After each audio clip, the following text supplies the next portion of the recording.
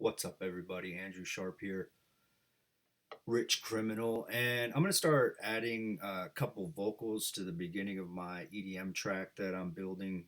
And I'm just going to put in just two little snippets to kind of get my ear trained to the music that I want to do. So, all I do to do that, I can't sing, and I don't know anyone that can sing. So, I just go online and you can go to a million different sites. I just went to Music Radar and they have a ton of free samples there that are all royalty free.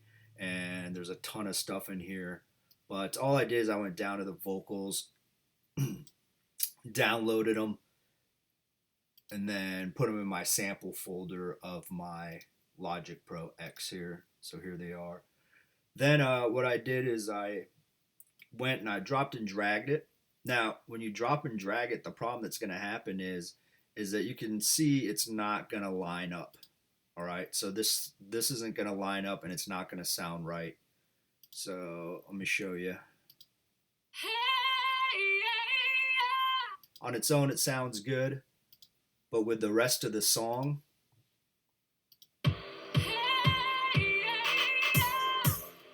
doesn't really make sense. So what I do is I go into here and I turn on flex time. And with that flex time, what it does is it creates all these lines in here. Now, these are all markers and stuff. And what makes it difficult is that this thing is super sensitive. So if I click anywhere, it's going to start adding all these crazy time things and it's going to start messing up the audio. So what I do is I just go in here and I look at for these little lines here.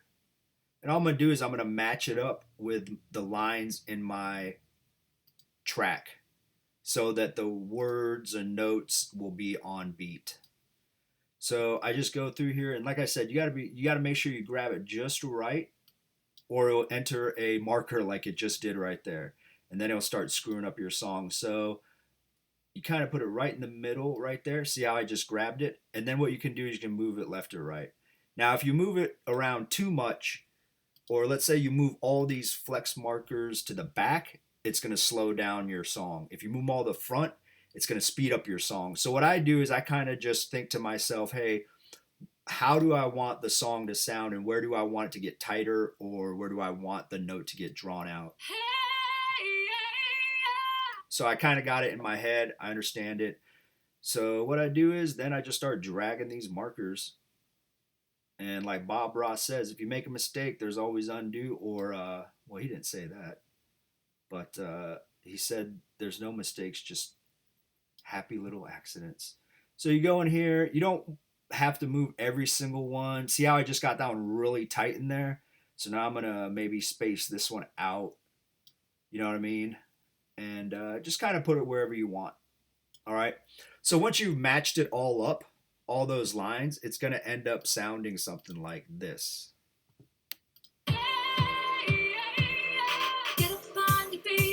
Okay, so the second part I actually already did. This part where she says, get up on your feet, and I put in the flex markers.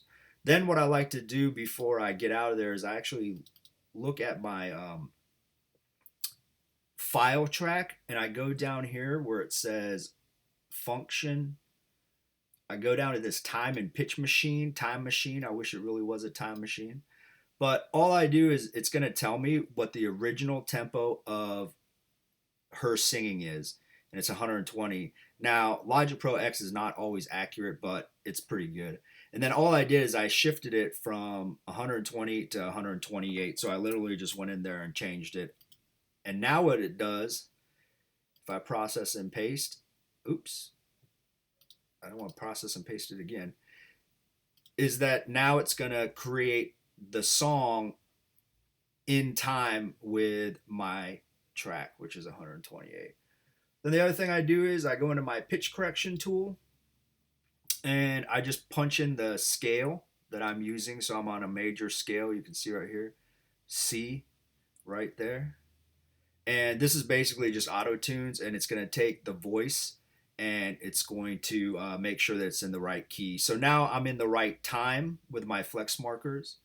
I'm in the right tempo because of my time machine right here that I did.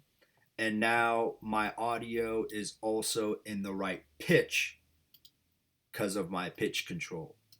And now I'm ready to be able to go in there and then manipulate the audio, put in reverb, all those types of things and stuff like that.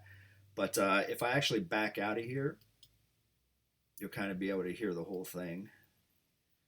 Let me make this smaller. And woo. So here's my track. You can see the audios right there. Take off loop. And this is what it's going to sound like now.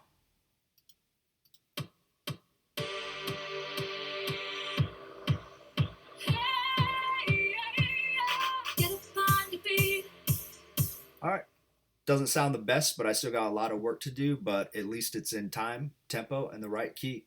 Hey, thanks for listening, guys and gals.